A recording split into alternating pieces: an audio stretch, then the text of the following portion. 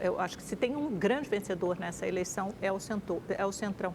Eu explico por quê. O total do número de prefeituras que o Centrão conseguiu eleger. O PSD ultrapassou o MDB como maior partido em número de prefeituras em capilaridade no Brasil.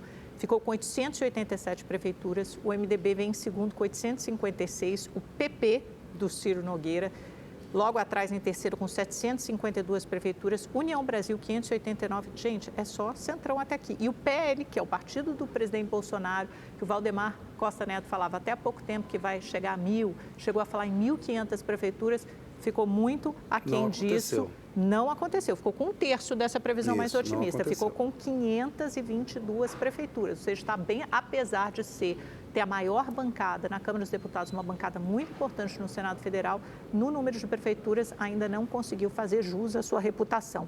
O Republicanos, que é o partido do Tarcísio de Freitas, governador de São Paulo, ficou com 437.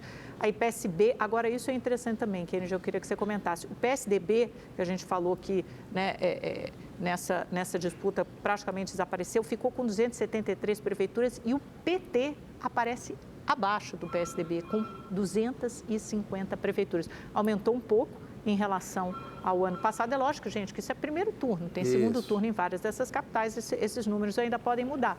Mas, de qualquer forma, o PT não levou nenhuma capital nesse primeiro turno, disputa o segundo turno em 4 capitais e ficou lá abaixo, acho que lá pelo 10º lugar no ranking dos partidos em capilaridade.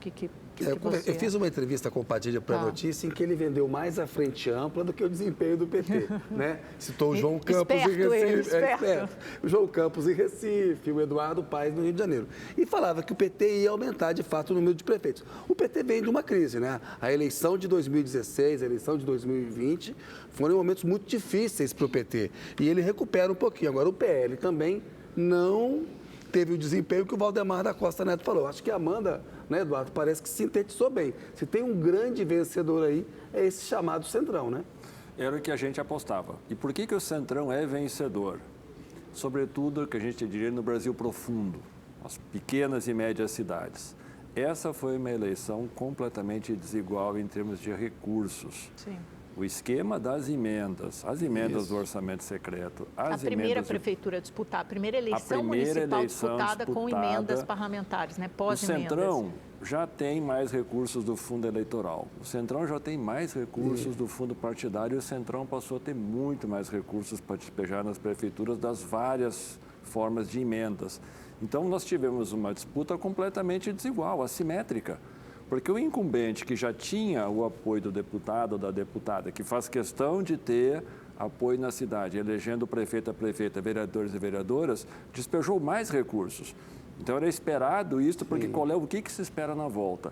Mais eleição de deputados do Centrão em 2026, porque o fundo eleitoral se distribui de maneira ainda mais desigual e nós vamos criando aí um ciclo que vai se transformando bastante desigual do ponto de vista da disputa democrática. Acho que o Eduardo tocou num ponto importante aí, porque a eleição municipal ela não tem um efeito imediato para a eleição da presidência da República. Em 2020, o Boulos perdeu para o Bruno Covas e o Lula se elegeu em 2022. Agora, para eleger deputados federais e deputados estaduais tem um peso tremendo.